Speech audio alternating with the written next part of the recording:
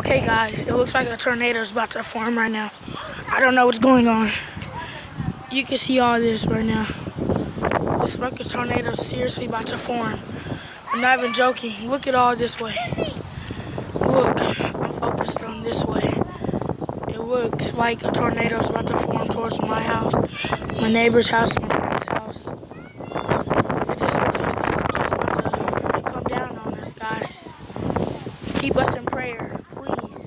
Keep us in prayer for this day.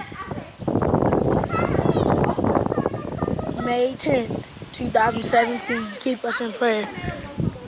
All right. Look, yeah. It's getting dark. It's getting dark. And it's okay, guys. You guys need to be aware of this. All these people that's in Oklahoma City, Oklahoma, be aware. Watch Fox 5, News Channel 5,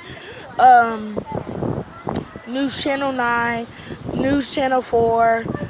Watch any of those channels that's available right now for the weather, because it looks like it's just really getting bad right now. I know you guys just saw that lightning.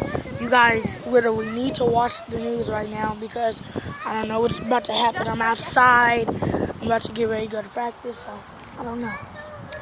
I seriously don't. I know you guys hear the thunder.